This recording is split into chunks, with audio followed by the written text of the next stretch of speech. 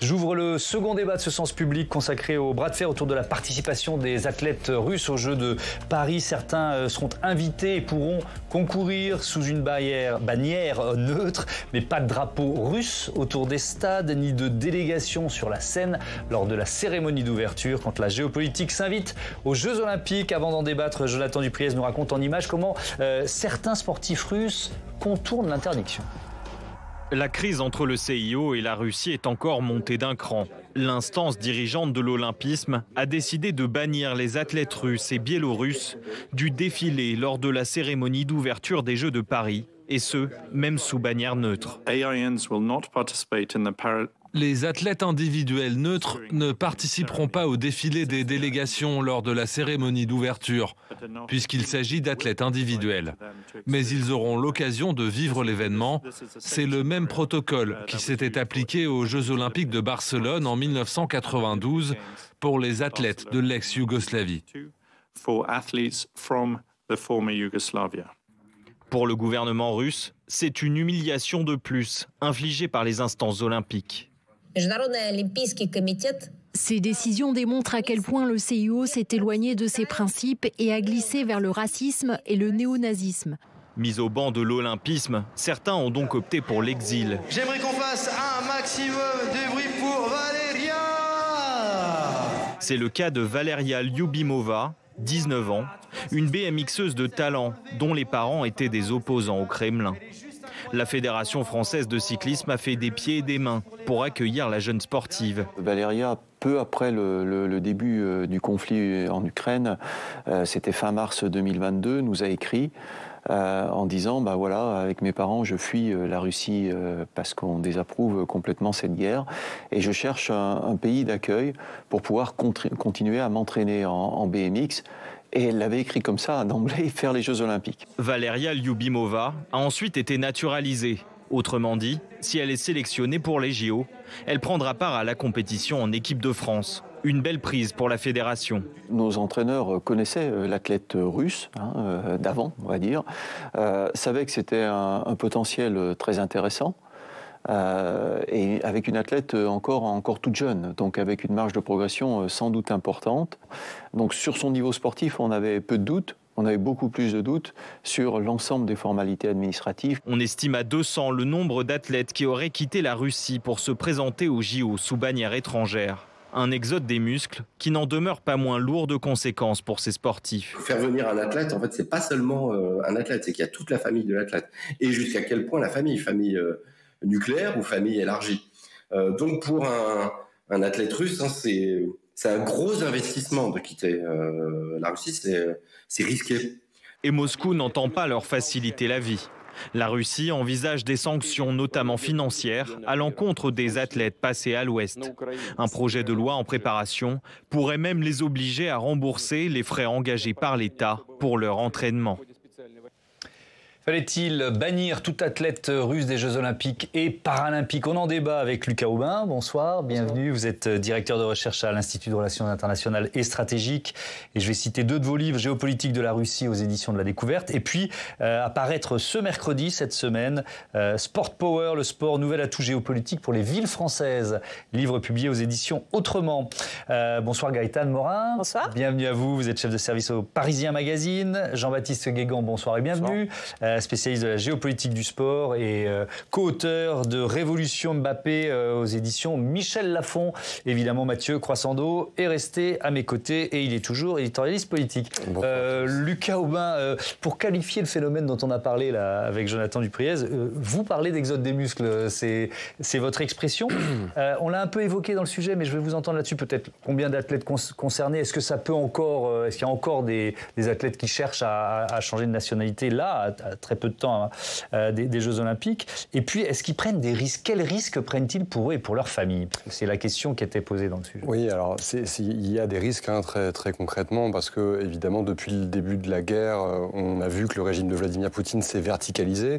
Aujourd'hui, si vous décidez de quitter le pays, alors que vous êtes un athlète de haut niveau, alors que pour Vladimir Poutine, vous êtes en fait une arme potentielle de diffusion massive, d'influence, etc., vous vous mettez en porte-à-faux vis-à-vis du régime, en fait, directement. directement. Donc les sanctions, ça peut être évidemment des sanctions financières, on l'a vu dans votre sujet, mais ça peut aussi être évidemment des intimidations à l'égard de la famille, ça peut être l'impossibilité de revenir en Russie par la suite, et après ça peut aller encore à des choses encore pires. Mais bon. C'est une hypothèse que vous faites, liée à votre connaissance de la Russie, où il y a déjà eu des cas depuis que des athlètes ont annoncé changer de nationalité, vouloir concourir pour un autre pays? Non, pour le moment, on a eu un cas d'un hockeyeur célèbre en Russie au début de la guerre qui, lui, voulait partir aux États-Unis pour jouer là-bas, à Los Angeles notamment, et en fait, il a été, au moment de partir, au moment d'aller à l'aéroport à Saint-Pétersbourg, il a été arrêté par les services de renseignement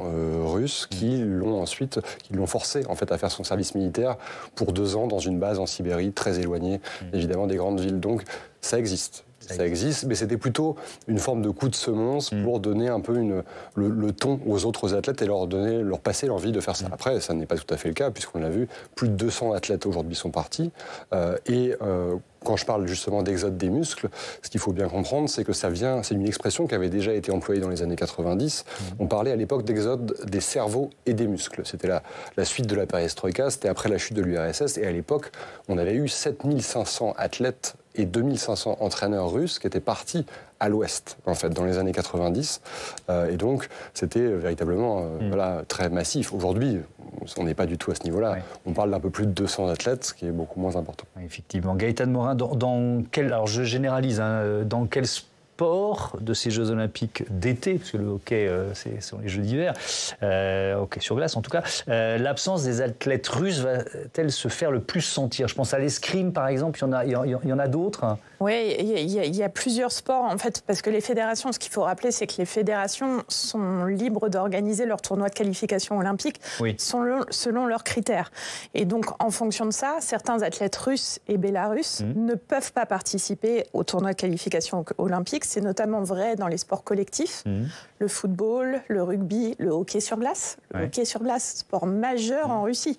La Russie a organisé les mondiaux d'hockey sur glace en 2016, je crois, dans le cycle. D'ailleurs, c'était un cycle voulu par Poutine, qui était vraiment un cycle sport et politique. La décennie 2010. Oui, c'est ça. Il y avait Sotchi, les Jeux de Sotchi, avec la démonstration de la Russie et de la force de la Russie. Donc, il y avait Sotchi, il y avait les mondiaux de natation en 2015. 2016, il y avait donc les mondiaux de hockey sur glace.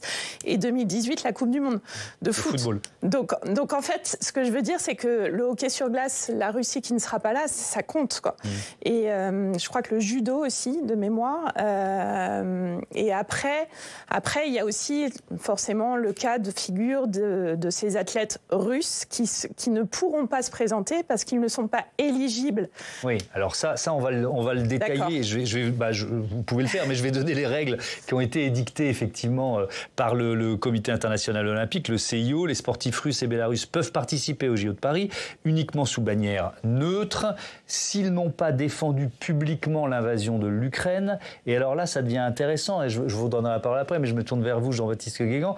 Dernier point, s'ils ne sont pas sous contrat avec l'armée russe ou avec des agences de sécurité nationale, pourquoi c'est loin d'être anodin, ce point-là? Parce qu'il y a une situation de subordination directe vis-à-vis du pouvoir, et Lucas l'a justement dit, à partir du moment où vous êtes directement dépendant, vous serez obligé de prendre position. Et vous serez un représentant du régime, quoi qu'il se passe. Donc dans tous les cas, vous allez représenter la Russie, même sous pavillon neutre, même si vous êtes finalement déchargé de vos symboles nationaux. Et donc c'est aussi pour ça qu'on a exclu ça. L'intérêt aussi en faisant ça, c'est que ça permettait de faire sortir une cohorte non négligeable de sportifs parce qu'ils avaient été financés à un moment ou à un autre ou directement liés. Donc ça réduisait le potentiel de sportifs présents pour les Jeux. Et Gaëtan, il y a beaucoup de sportifs russes dont les fédérations finalement dépendent du ministère de la Défense ou d'une structure liée au pouvoir. Pour rebondir tout de suite, il y a un cas très précis qui s'est produit il y a quelques jours. C'est le double champion olympique en titre de lutte, qui devait se présenter au tournoi de qualification olympique le week-end dernier, qui a été interdit, selon les règles édictées par le CIO, de se présenter parce qu'ils ont retrouvé dans ses réseaux sociaux une photo de lui avec des soldats de l'armée, et il appartient au club Le Dynamo, alors je pense que vous connaissez mieux que moi, mais qui est rattaché au ministère de l'Intérieur russe. Et donc, il y a un comité au sein du CIO qui est dirigé par une espèce de comité d'éthique. Je voudrais juste citer 3 juges, notamment les 2 derniers. Il y a un pongiste sud-coréen et il y a Pau Gasol, qui est une gloire du basket espagnol, qui préside ce comité d'éthique qui justement analyse quels athlètes russes et bélarusses vont pouvoir participer ou non, avec une pression très forte des Ukrainiens derrière. Et alors ça donne un élément d'évaluation lors des Jeux de Tokyo. Parmi les 71 médailles qui ont été décrochées par le comité olympique russe, 45 l'avaient été par des athlètes qui dépendaient soit du club sportif central de l'armée russe, soit et donc structure directement rattachée au ministère de la Défense. Donc là, on est vraiment au cœur de finalement l'interdiction. Ce dernier point, l'interdiction, s'ils ne sont pas sous contrat avec l'armée russe, ça élimine d'office énormément de sportifs. Ça veut dire, Lucas Aubin, que le comité international olympique a trouvé un moyen d'avoir le moins d'athlètes russes possible, même sous bannière neutre. Est-ce qu'on peut dire ça comme ça ? Oui, tout à fait. Je pense que le CIO a mis un peu de temps à trouver la solution. Il avait d'abord pris une décision le 27 février 2022, juste après l'invasion, d'appeler à l'exclusion des athlètes russes et bélarusses des grandes compétitions sportives. Mais après ça, il s'était retrouvé bien embêté parce que lui, son essence au CIO, c'est justement d'intégrer toutes les populations de la planète aux Jeux Olympiques, qu'importe les régimes des États en question, qu'importe les guerres, etc. L'idée, c'est que le sport doit être au-dessus de tout ça. Et donc, il fallait trouver une solution pour à la fois sanctionner la Russie, tout en respectant ce contrat que le CIO a depuis son origine, depuis sa création, en fait. Et la solution me semble assez juste dans le sens où, finalement, elle est véritablement embêtante pour Vladimir Poutine, très clairement. On parle dans les médias russes depuis des mois d'humiliation, on est assez inquiet, on cherche des solutions, on n'en a toujours pas trouvé d'ailleurs complètement. Le ministre des Sports russe doit, dans les prochaines semaines, proposer un plan à Vladimir Poutine avec des solutions pour les athlètes. Alors, quelles vont-elles être ? On ne sait pas pour le moment. On a parlé de boycott à un moment. Bon. Oui, est-ce qu'il n'aurait pas moins perdu la face en déclarant le boycott des Jeux, Vladimir Poutine ? C'est une bonne question. Plutôt que de subir. Et figurez-vous que cette question, elle se pose en Russie actuellement. Un certain nombre d'acteurs politiques ont dit il ne faut pas y aller, en fait. Finalement, là, ça fait trop de décisions contre nous, c'est trop d'humiliation, etc.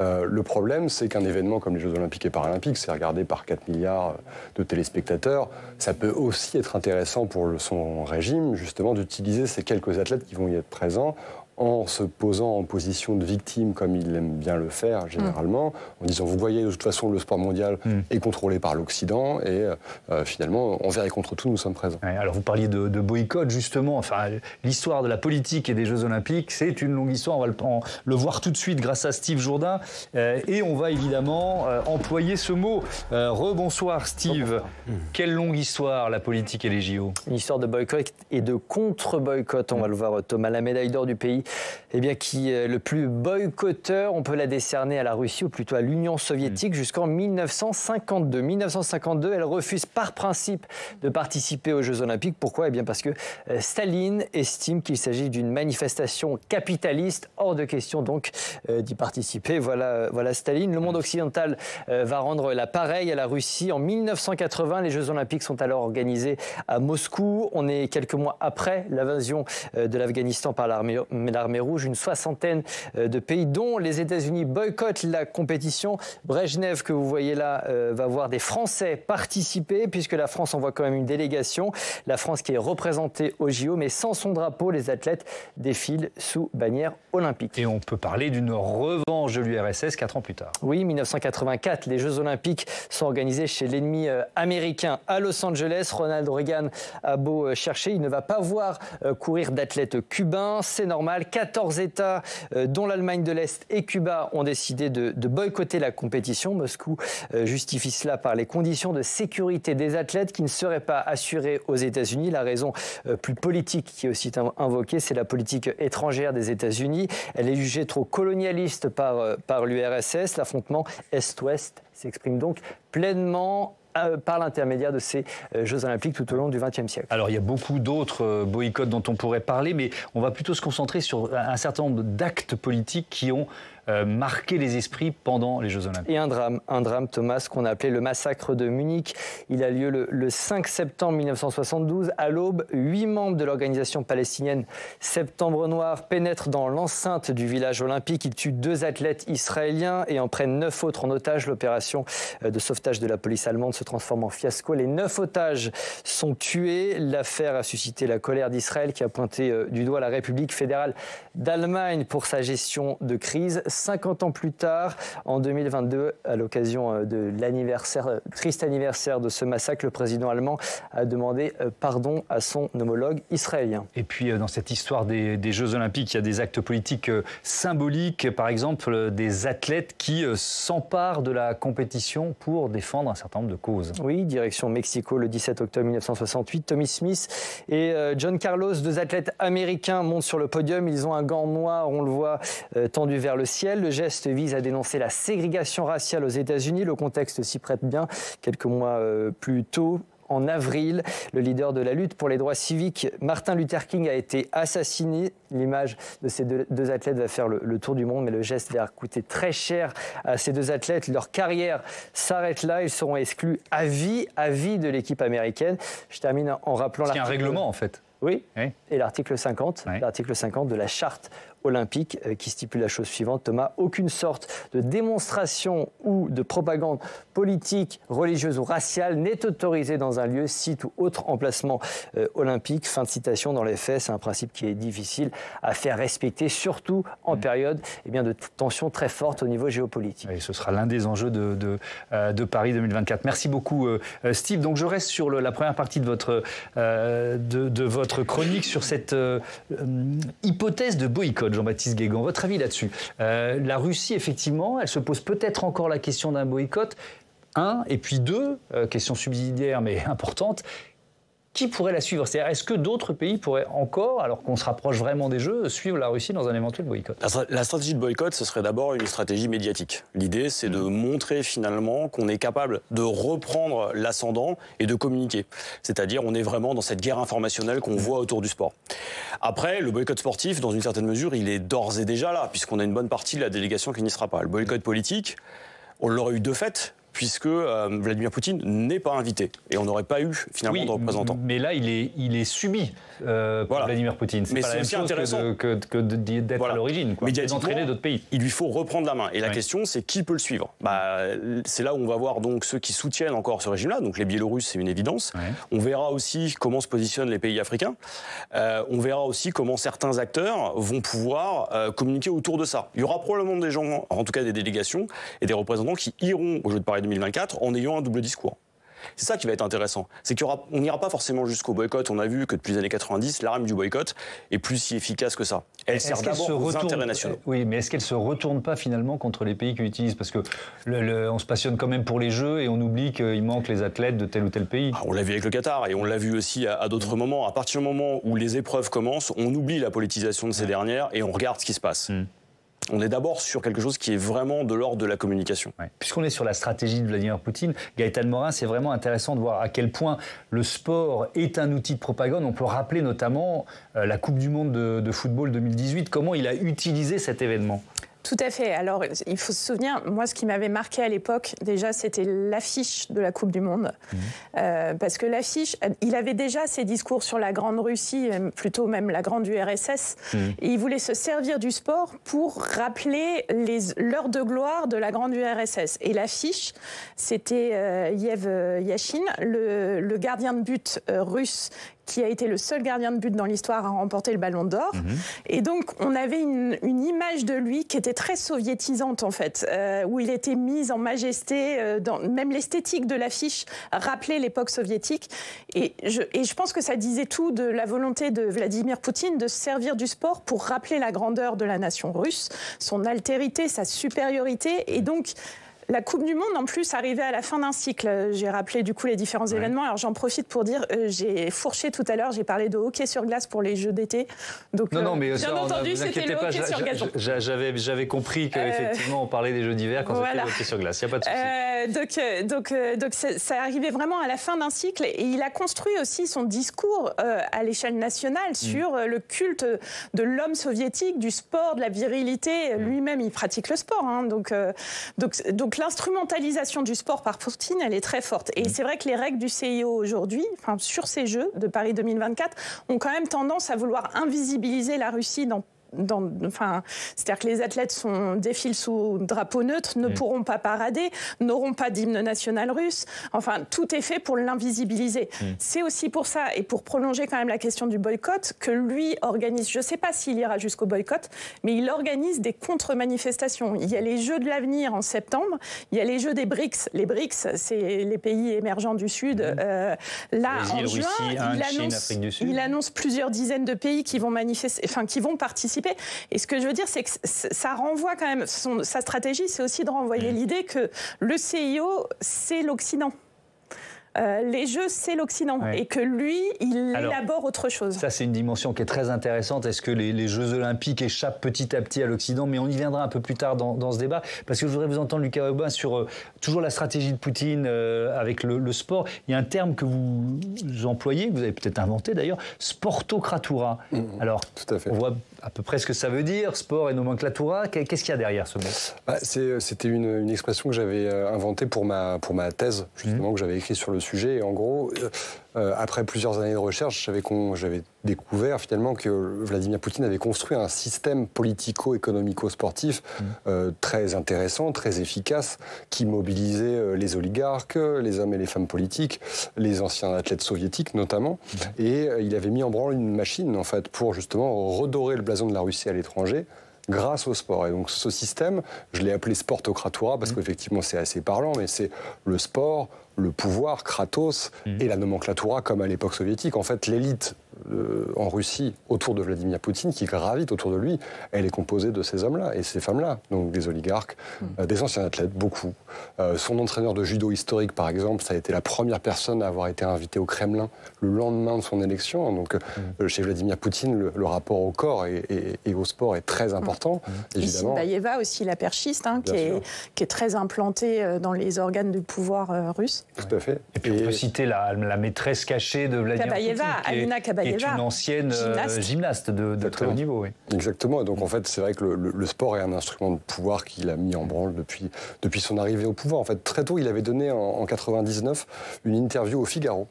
Et il avait justement au Figaro, il leur avait dit qu'il était sorti des bas-fonds de Leningrad, donc ancienne Saint-Pétersbourg, grâce au judo et grâce au sambo. Sans ces sports, il dit qu'il aurait été une petite frappe, un voyou finalement. Et donc il a incité par la suite toute la population russe à faire de même. Et dans une certaine mesure, ça a fonctionné. En 2000, 20% de la population russe pratiquait un sport régulièrement. Aujourd'hui, on est autour de 45% à peu près. Donc il a sportivisé la nation russe, comme à l'époque soviétique, Lénine et Staline l'avaient fait. Alors, je reviens à l'organisation de ces Jeux Paris 2024, et donc cette bannière neutre, pas d'athlètes russes qui vont défiler sur la scène lors de la cérémonie d'ouverture. C'est ce que nous dit James McLeod, le directeur de la solidarité olympique au sein du CIO. On l'écoute. La décision sur les athlètes individuels neutres concernant la cérémonie d'ouverture a été prise à l'unanimité. La logique était très claire pour nous. Les athlètes neutres participeront à la compétition en tant qu'individus et comme vous le savez, lors d'une cérémonie d'ouverture, le défilé des athlètes est constitué de délégations ou d'équipes. Et comme il n'y aura pas de délégation ou d'équipe, c'est la raison principale qui a motivé cette décision. Bon, Gaëtan Morin, c'est très clair, on les cache. C'est-à-dire qu'ils pourront assister, si j'ai bien compris, mais peut-être que je me suis trompé, mais ils pourront assister à ce défilé sur la scène, mais sans y participer. Sur le côté, je pense qu'ils n'ont pas encore tranché. Voilà, c'est ça. Voilà. Sur comment ils peuvent assister à la cérémonie, ça n'est pas encore vraiment très clair. Oui. Mais en tout cas, ils ne pourront pas défiler. C'est-à-dire qu'on verra l'Ukraine, on verra un certain nombre de nations, mais pas la Russie. Enfin, pas les athlètes regroupés sous une barrière neutre. Non, parce que même s'il n'y a pas le drapeau russe, tout le monde se dira « Ah tiens, voilà les Russes. Quoi. Parce que par exemple, il y a la team réfugiés sous drapeau olympique. Donc en fait, on aurait pu imaginer un drapeau, je ne sais pas lequel, blanc, pour la paix. Mais en fait, non, les Russes juste n'auront pas le droit de parader. Donc que ce soit, bon, a priori, le défilé, il est sur l'eau. Donc il n'y aura pas de bateau avec les athlètes russes. Et la bannière neutre, ça vaut pour le maillot aussi ? Ou est-ce qu'on sait s'ils porteront les couleurs de la Russie sur les maillots? Non, il n'y a pas de signe distinctif. Non, il n'y aura pas de signe. Ce signe. sera des maillots blancs. Non, vraiment, l'idée, c'est d'invisibiliser la Russie. Tout ce qui est État russe ne peut pas exister. Donc l'hymne, tout. Ouais. Alors, il y a quand même une question importante, Jean-Baptiste Guégan, les représailles éventuelles.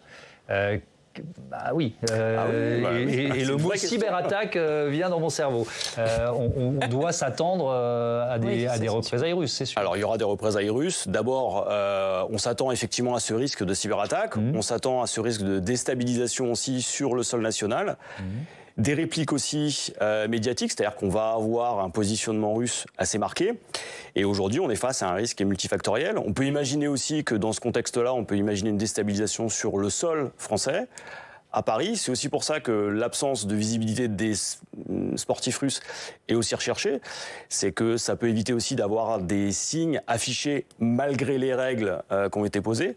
Dans tous les cas, ça va être un véritable enjeu de cette cérémonie d'ouverture et toute la manifestation. Ça va commencer avant les Jeux. Ça va être une vraie priorité pendant les Jeux. Et il y aura l'après, puisque l'héritage et puis les Jeux paralympiques qui vont suivre seront aussi un enjeu. Lucas Aubin, il y a le concept de trêve olympique dans l'histoire récente de la Russie et de Vladimir Poutine. Ça n'a pas beaucoup de sens, on peut le rappeler, quoi. Il y a eu quelques actes guerriers au moment des Jeux. Oui, c'est le moins qu'on puisse dire. Et d'ailleurs, il y a un lien qui est assez étonnant. Alors, c'est le hasard, a priori, mais en tout cas, il y a un lien assez clair entre les guerres de Vladimir Poutine et les Jeux olympiques. En 2008, aux Jeux de Pékin, juste avant l'événement, la guerre entre la Géorgie et la Russie commence. En 2014, une semaine après la fin de la compétition, à peu près. Donc là, c'est les Jeux d'hiver à Sotchi. Les Jeux d'hiver à Sotchi, la Crimée est annexée. Et là, on se souvient qu'en 2022, il lance son offensive en Ukraine, 4 jours après la cérémonie de clôture des Jeux Olympiques et Paralympiques de Pékin 2022. Donc il y a un lien qui est très clair, effectivement. Mais je sais qu'Emmanuel Macron a demandé à ce que l'ONU essaye d'intervenir pour qu'il y ait une trêve, demande une trêve olympique, justement, à Poutine. Oui, après, c'est vrai qu'on on imagine en plus que la trêve olympique pourrait aussi bénéficier à Vladimir Poutine, en réalité, puisqu'il est en train d'essayer de restructurer ses forces pour mener potentiellement dans les mois qui viennent une autre offensive. Donc finalement, oui, les gens cesseraient de mourir pendant 2 semaines, ce qui serait très bien, évidemment. Par contre, lui, son opération militaire spéciale, comme il l'appelle, il continuerait probablement. Alors, il y aura, donc, on l'a bien compris, d'ailleurs combien, une vingtaine, une trentaine, on ne le sait pas encore. Maximum 55, maximum 55 et a priori on part sur une trentaine. D'accord, donc il y aura quelques athlètes russes à Paris, mais certains voulaient les bannir complètement, notamment Anne Hidalgo. Mathieu, elle a pris position, elle aussi, sur la présence des athlètes russes et biélorusses. Oui, alors à l'occasion, la dernière en date, c'est l'occasion d'un déplacement à Kiev la semaine dernière. La maire de Paris a déclaré que les athlètes russes et biélorusses n'étaient pas les bienvenus à Paris, ce qui lui a valu illico un déchaînement de plusieurs officiels russes, à commencer par le présentateur vedette, tristement vedette qu'on connaît tous maintenant, Vladimir Solovyov, qui a dit « Vous ne voulez pas accueillir nos athlètes, accueillez donc nos missiles hypersoniques, ils sont rapides, fiables et vraiment déplaisants. » Et donc, comme si la riposte, les représailles dont vous parliez tout à l'heure, Thomas, elle se jouait à ce niveau-là. Et puis il y a eu aussi même des menaces pour le coup de boycott économique des produits français qui pourraient être estampillés. Alors je disais, c'est pas la première fois que la maire de Paris s'exprime sur ce sujet. Elle l'avait déjà fait. Ce qui est plus surprenant en fait, c'est que ça ne dépend pas d'elle d'une certaine manière, puisqu'on le rappelle que des mesures, on vient d'en parler, ont déjà été prises par le CIO et que c'est pas elle qui décide en l'occurrence. Alors pourquoi une telle sortie ?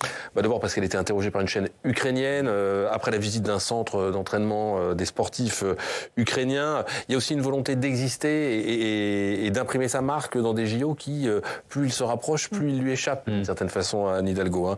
On sait qu'elle a bataillé pour obtenir ces JO dans la capitale en 2024, après un échec retentissant de son prédécesseur Bertrand Delanoë. Mais elle traverse une période difficile, particulièrement difficile, en particulier aussi à cause de ces Jeux. Il y a cette polémique sur son fameux déplacement à Tahiti, vous savez, pour aller inspecter les fameuses installations de surf. Ça, c'était c'était à l'automne dernier. Là, elle fait face en ce moment à de très mauvais sondages, à de nombreuses critiques sur sa façon de gérer la capitale, avec tous les chantiers notamment qui ont lieu à l'occasion des Jeux Olympiques. Et puis, les Jeux Olympiques, qui devaient être un peu le point d'orgue de son mandat, suscitent pour le moment plus de grogne que d'enthousiasme chez ses administrés, au point qu'elle a dû, ça c'était en février dernier, essayer de battre le rappel en disant on va vibrer ensemble, Paris va être magnifique. Ne partez pas cet été, ce serait une connerie. Ça va être incroyable. Pas sûr qu'elle soit franchement écoutée sur ce point. On verra. Est-ce qu'elle joue gros politiquement? Ben oui et non. Oui, parce que je le disais, elle comptait sur cet événement pour redorer son blason. Non, parce que je le disais aussi tout à l'heure, le dossier des JO, en fait, il est déjà remonté plus haut, à l'étage d'au-dessus, chez Gérald Darmanin, par exemple, pour tout ce qui est les questions de sécurité, qu'on entend beaucoup, mais aussi à l'Élysée, où Emmanuel Macron en a fait maintenant une affaire personnelle. On l'a vu, par exemple, la semaine dernière, pour l'inauguration de ce fameux centre aquatique où un plongeur s'est fait un petit peu mal au dos. Le centre aquatique qui va accueillir les épreuves de natation, c'est Emmanuel Macron qui est allé en personne, et la maire de Paris, elle était du coup au second rang sur la photo. Alors, je reviens à la déclaration d'Anne Hidalgo, Jean-Baptiste Guégan, peut-être pour rappeler en quelques mots qu'elle n'est pas vraiment dans son rôle quand elle dit les athlètes russes et biélorusses sont les bienvenus. Puisque c'est pas elle qui sélectionne ou participe finalement à la sélection des sportifs. Elle n'a pas son mot à dire. Elle n'a littéralement pas son mot à dire. Et on voit que sur sa stratégie de communication en rapport avec le sport, que ce soit avec le Paris Saint-Germain ou avec justement les Jeux, elle est littéralement incapable de tirer profit de ces événements-là. Et là, c'est vraiment une sortie pour exister. Le problème, c'est exister de manière négative, c'est jamais forcément une très bonne stratégie. Et là, on est dans une position défensive qui est assez intéressante à analyser. Je suis pas sûr qu'en vue des prochaines élections municipales, ça la serve. Est-ce qu'elle a joué, parce que bon, on essaie d'équilibrer quand même, vraiment un rôle important dans l'obtention des Jeux? Elle était présente, elle l'a animée au départ, elle n'était pas forcément très favorable, pour pas dire autre chose. Et puis elle a accompagné cette campagne. C'est-à-dire que si elle avait été arrêtée sur un non définitif, on n'aurait pas les Jeux. Maintenant, ça n'a pas été la cheville ouvrière de la candidature jusqu'à son terme. Alors, mais le CIO donne l'attribution des Jeux à une ville. Voilà. Oui, bien sûr. Donc forcément, il fallait vraiment son accord et même son enthousiasme. Même si ça concerne finalement beaucoup plus de villes, puisqu'il y a des épreuves à Lille, il y a toutes les épreuves de foot avec plusieurs villes concernées, et puis ça va jusqu'à Tahiti. Et jusqu'à Marseille. Et jusqu'à Marseille, évidemment. Concurrence Paris-Marseille. Paris 2024. On va pas ouvrir un débat là-dessus. Mais alors je reviens sur la présence des athlètes russes, parce que donc il y a ce qu'exprime là Anne Hidalgo, mais la présence même de quelques dizaines d'athlètes russes sous bannière neutre, ça ne passe pas en Ukraine. On va écouter Volodymyr Zelensky. N'en déplaise à Dieu, si les principes olympiques sont déposés à participer à des compétitions ou aux Jeux olympiques, ce n'est qu'une question de temps avant que l'État terroriste russe ne les oblige à jouer le jeu de la propagande de guerre. Athlète russe autorisé à participer à des compétitions, principe olympique détruit, dit Volodymyr Zelensky. Est-ce qu'on peut, alors on se projette, Lucas Aubin, imaginer un athlète russe, vous l'avez un peu évoqué, mais sous bannière neutre, on rappelle, pas de drapeau russe, pas de signe distinctif, remporter un titre, une médaille, et ensuite il va être forcément, ou on peut l'imaginer, récupéré par la propagande de Vladimir Poutine. Ça va arriver, quoi. Quand Volodymyr Zelensky dit ça, il n'a pas tout à fait tort. Non, il n'a pas tout à fait tort. En plus, il est dans son rôle. Et évidemment, il y a la guerre qu'il vit sur son territoire. Et finalement, il se sert des Jeux Olympiques pour essayer de faire pousser une idée, de réexister, parce qu'on en parlait un peu moins en Europe, en Occident ces derniers mois. Donc il y a cette stratégie-là. Après, Vladimir Poutine, lui, quoi qu'il arrive, à partir du moment où il y aura une médaille, ou à partir du moment où un ou plusieurs athlètes russes seront présents, il utilisera l'événement. Et donc il va avoir un narratif qui est, à mon sens, très clair. Il va décrédibiliser le CIO un peu plus en disant que finalement c'est l'Occident qui le contrôle, etc. Il va se mettre dans une position, comme je le disais tout à l'heure, victimaire finalement, en disant que la Russie est une citadelle assiégée par les puissances occidentales, qu'il faut se défendre, etc. Et ça a un certain effet en Russie. Il a toujours une cote de popularité relativement élevée. C'est le ralliement autour du drapeau, en quelque sorte. C'est si on essayait d'inverser la situation, si par exemple la France était exclue d'une grande compétition sportive, potentiellement une partie de la population, elle aussi, se sentirait un peu concernée, en fait. Donc c'est ça qui est en train de se passer actuellement. Et lui tient ce discours qui est finalement assez porteur, même s'il contribue à isoler de plus en plus la Russie. J'ai juste une question pour rappel, le CIO, c'est un pays, une voix, en gros, c'est comme ça que ça marche ? Ou c'est plus compliqué que ça? Quand lui dit c'est l'Occident qui tient le CIO. Est-ce que l'un de vous a la réponse à la question? Quand on est sur de la désignation d'événements sportifs, on est sur cette logique-là. Après, sur la participation, on est sur autre chose. On est sur une logique fédérale. Alors, dans ce débat où on parle beaucoup des athlètes russes, et bélarusses, mais russes, on va en entendre un, parce que forcément, il faut aussi se mettre un peu à leur place, ceux qui se sont entraînés pendant des mois et des années et qui vont rater les Jeux de Paris. Par exemple, ce nageur, Kliment Kolesnikov, très frustré, on l'imagine. Sans drapeau, sans hymne, comme si tu n'étais personne. De plus, l'autre jour, on a parlé d'introduire une sorte de passeport biologique. Je n'arrive tout simplement pas à comprendre cela. Ayant participé à ces compétitions tout au long de ma carrière, connaissant tout le monde, je ne peux pas imaginer que j'y retourne et que je finisse par être une brebis galeuse. Gaëtan, on parle de quoi? De milliers d'heures d'entraînement pour un rêve olympique qui s'effondre. Et peut-être, tous nos téléspectateurs ne sont pas fans de sport, mais pour certains athlètes, c'est la chance d'une vie, quoi. C'est-à-dire que ça arrive une fois dans une carrière, les Jeux Olympiques. Oui, tout à fait. Et je pense qu'il faut aussi mesurer que le sport, c'est toute leur vie, depuis qu'ils sont enfants, en fait. Enfants, adolescents. D'ailleurs, souvent, quand on arrête la carrière sportive, il y a cette idée de petite mort. Ils ne savent plus toujours ce qu'ils vont devenir. Donc oui, ce rêve qui s'écroule, c'est quelque chose d'incroyable. Après, je relativiserai un tout petit peu avec le fait qu'il y a déjà eu le précédent de Tokyo 2021, les Jeux de Tokyo. Alors, c'était pas du tout pour les mêmes raisons. La Russie n'était pas en guerre contre l'Ukraine en dehors des régions du Donbass, mais en l'occurrence, elle était quand même suspendue en temps, là aussi, qu'État russe, pour des questions de dopage d'État. Donc, il y a déjà pas mal d'athlètes qui n'ont pas pu participer aux Jeux précédents. Donc, c'est vrai que là, ça fait 2 Olympiades de suite. C'est beaucoup. Donc, c'est toute une carrière d'athlète. C'est beaucoup. Exactement. Et puis après, ce qui est difficile aussi pour ces athlètes russes, c'est que malgré tout, c'est que maintenant, il faut qu'ils fassent la preuve de leur virginité, entre guillemets, vis-à-vis de l'armée, vis-à-vis du patriotisme russe, c'est quand même pas évident. On est en train de rechercher dans les réseaux sociaux sur des années leur déclaration. Et d'une certaine façon, le CIO les place ceux qui vont y être presque en opposant on pourrait presque aller jusque-là, en quasi opposant à Vladimir Poutine. Je trouve que ce côté comité d'éthique et de sélection est quand même pas très clair, quoi. Il faut rappeler aussi peut-être, Jean-Baptiste Guégan, que dans certains sports, les Jeux Olympiques, c'est la seule fenêtre d'exposition médiatique digne de ce nom. C'est ça aussi, quoi. Si vous voulez voir de l'escrime à la télévision, c'est simple, c'est les Jeux et c'est tout. Sur la moitié des disciplines en athlée, c'est la même chose. Et c'est aussi pour ça qu'on voit très peu de football, ou en tout cas qu'on le regarde beaucoup moins avec les Jeux. C'est parce qu'on a tout le reste. C'est aussi ce qui fait la force des Jeux. C'est le BMX, c'est toutes ces nouvelles disciplines. Je pense au basket 3-3. On les regarde à ce moment-là. Et puis surtout, la gym, sport majeur en Russie, la gym. Oui, et qui là aussi, on imagine des athlètes oui, parce qu'il n'y aura pas non plus de participation par équipe. Forcément. Forcément, puisqu'il n'y a pas d'équipe russe et il n'y a pas de drapeau russe. Lucas Aubin, vous avez un petit peu répondu tout à l'heure en donnant l'exemple d'un hockeyeur sur gazon, mais ça fait quoi, plus de 20 ans que Vladimir Poutine est au pouvoir.